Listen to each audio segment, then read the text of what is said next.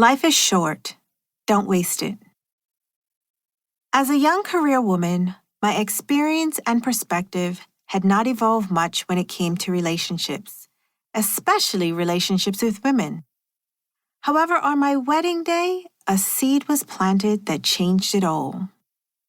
In a quiet moment waiting to walk down the aisle, I asked my childhood mentor and lady-in-waiting Alexa for some words of wisdom.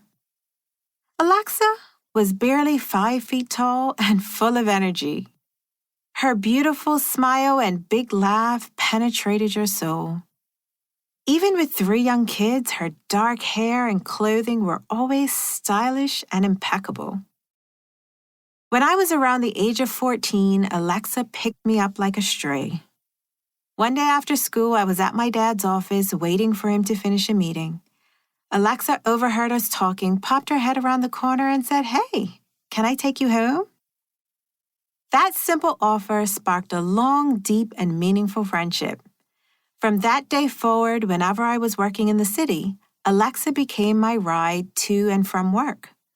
Her life was full of family and other responsibilities, but Alexa always made time for me. You might think getting to work in Bermuda would be a quick thing, given the entire island is less than 21 square miles. However, some days it could take an hour to drive to town. During those long drives, we talked about everything under the sun. Alexa was a straight shooter who told me what I needed to hear, not what I wanted to hear. I knew I could count on her to give me caring advice. As I matured, it was no longer a mentor-to-mentee relationship. We became close friends. Alexa even joined a tribe that I started, which still exists 20 years later. As a result, there was nothing more natural than to have Alexa by my side on one of the most important days of my life, my wedding. For some odd reason, my wedding ceremony was running late. My planner said, "Sit tight, we are not ready to start yet." To distract me, I asked Alexa a question. "Hey Alexa, today is one of the most important days of my life. What advice or words of wisdom do you have for me?" Given it was my wedding day, I was expecting to hear, "Don't go to bed angry, make him your best friend, and date often." You know, the standard newlywed advice. Instead, Alexa surprised me.